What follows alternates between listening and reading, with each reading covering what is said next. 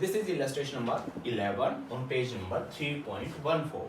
Here, average profit is given 70,000, capital invested 5,50,000, rate of return 10%, and you have to find out the goodwill 4 times the super profit. Abnormal profit is given 5,000. हम one by one इसको step में consider कर लेते हैं. पहले formula डालते हैं super profit into number of years purchased.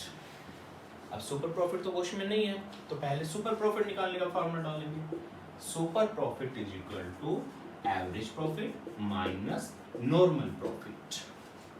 अब नॉर्मल प्रॉफिट भी स्टेटमेंट में कहीं पर मेंशन नहीं है, तो हम नॉर्मल प्रॉफिट निकालने का फॉर्मूला डालेंगे. कैपिटल एम्प्लॉयड और capital invested into normal rate of return upon 100. Here capital employed is given 5,50,000. तो हम यहाँ से स्टार्ट करते हैं, रिवर्स स्टेप डालते हैं ताकि हम गुडविल को इजीली फाइंड आउट कर सकें.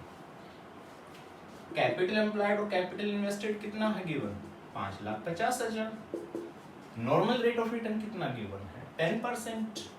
तो 10 अपॉन 100 कितना बनता है ये? 55,000.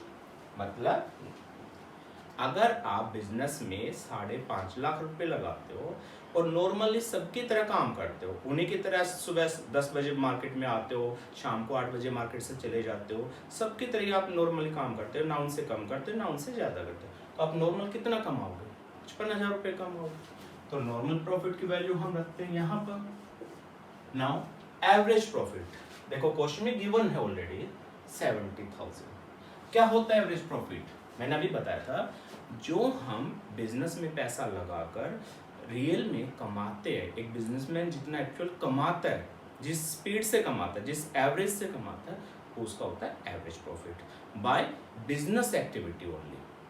लेकिन ये ध्यान रखना होगा कि बिजनेस एक्टिविटी से ही कमाना होता है. अब अगर इसमें कोई अबनॉर्मल इनकम है तो वो आप इसमें कंसिडर नहीं कर सकते. मैं एग्जांपल लेता हूँ. इस बिजनेसमैन ने 70,000 कमाया बिजनेस से.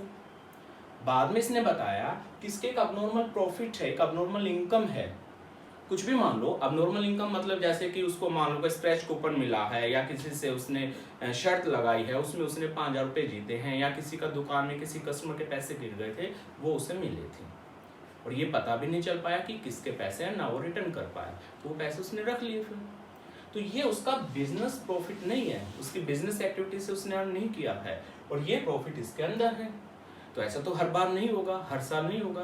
तो हम अगर एवरेज प्रॉफिट की बात करते हैं तो हमें सिर्फ ऑपरेटिंग प्रॉफिट लेना होता है, जो बिजनेस एक्टिविटी से हम कमाते हैं.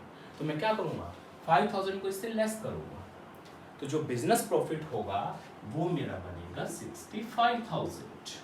तो अब ध्यान रखना, एवरेज प्रॉफिट में अगर कोई अबनॉर्मल इनकम है या अबनॉर्मल गेन है तो आप उसको क्या करेंगे? माइनस करेंगे, अबनॉर्मल गेन.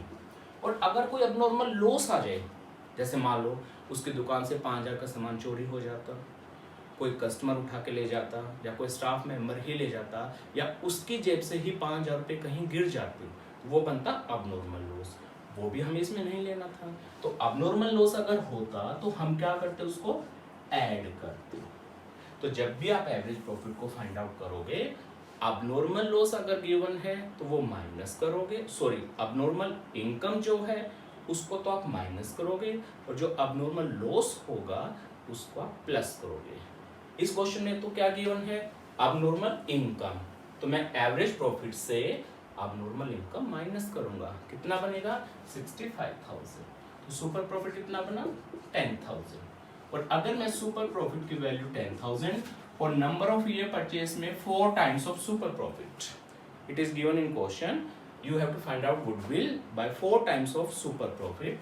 यानी कि अगर मैं इसको 4 से मल्टीप्लाई करूं तो आपकी गुडविल बन जाएगी 80,000 रुपये. ये था आपका illustration number 10,000 into 4, this come 40,000. तो ये आपकी गुडविल की वैल्यू निकल के आएगी. That clear?